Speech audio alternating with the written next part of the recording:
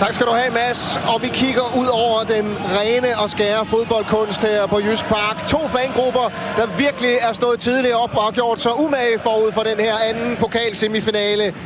Pokalen bliver i Silkeborg, håber Silkeborgs fans.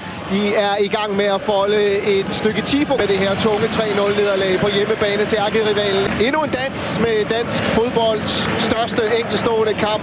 Men de var foran 3-0 ved pausen i det første opgør. Den endte 3-3 efter stor dramatik og et stort comeback af Brøndby, og dermed er alting åbent. Det er godt lavet Tony Adamsen. Der er umiddelbart ikke offside på Klynge. Klynge skråt tilbage. Det er godt spillet. McCourt til 1-0 for Silkeborg.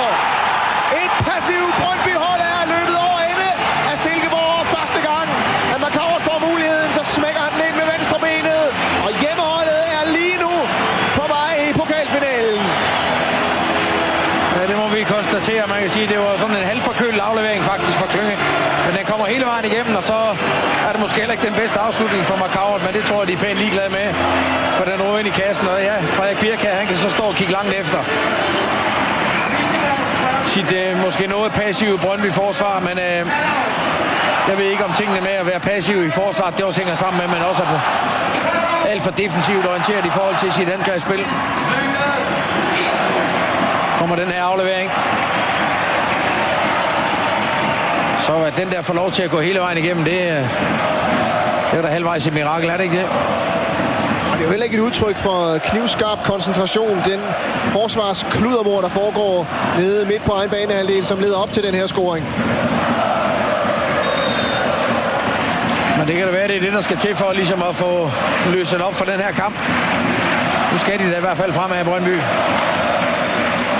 Stor og lille, det synes jeg, det passer meget godt sammen. Kleiber, den direkte vej. Det er faktisk meget godt ramt. Kvistgaard, Rajovic, swing! Kontant modsvar for Brøndby! Og igen er det i anden halvleg, de finder, hvad der skal til. 1-1, og det hele er i balance igen. Det her er altså et fremragende mål. Det må vi bare konstatere. Om det er bevidst for Kvistgaard, at han spiller Rajovic fuldstændig fri, eller han prøver på at tæmpe den, det skal være usagt. Men fakt er i hvert fald, at den usvigeligt sikkert bliver sparket ind, og et samarbejde mellem de to, som vi netop lige har siddet og snakket om. Ja, så kan man jo ikke andet sige, at for den, hvis ikke det gav på det sidst med hans udskiftning fra Frederik Birk, så har det gjort det her. Er det ikke en misset tæmning? Jo, det synes jeg jo, det så sådan ud i starten her. Vil gerne tæmpe den, men altså, det spiller jo ikke nogen rolle. Den lander jo lige for førende af Rajovic. En tilfældig, men smuk assist fra Kvistgaard til Mileta Rajovic, som scorer for bare anden gang i den her forårssæson. Det første, han scorede, var på et straffespark mod Viborg i februar. Det her kan være så meget mere værd for Brøndby. Og han er... Marco Di Vaio er til stede på Jysk Park, der under kasketten og sidder og taler fodbold. Det er han, fordi han er sportschef i Bologna, og der er kig på Kvistgaard, som det blev rapporteret i flere danske medier i dag. Han sidder ved siden af Ebbe Sand, som er Kvistgaards agent. Der er et par gutter der ved, hvordan man laver mål, så må det ikke også de kan spotte om ham her, han kunne gøre det på en større scene end Brøndby og Superligaen. Brøndby går langt tilbage her midlertidigt i undertal på grund af Rasmussens skade. Poulsen ind mod Tony Adamsen. Gammelby! Der er mål nu. Jens Martin Gammelby for projekt pokalfinale tilbage på sporet for Silkeborg. De forsvarende mester foran med 2-1 her. 5-4 samlet. Ja, nu begynder det at ligne noget, Daniel.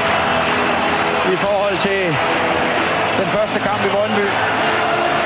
De er selvfølgelig også rettet af, så den er svært for Pence at gøre noget ved.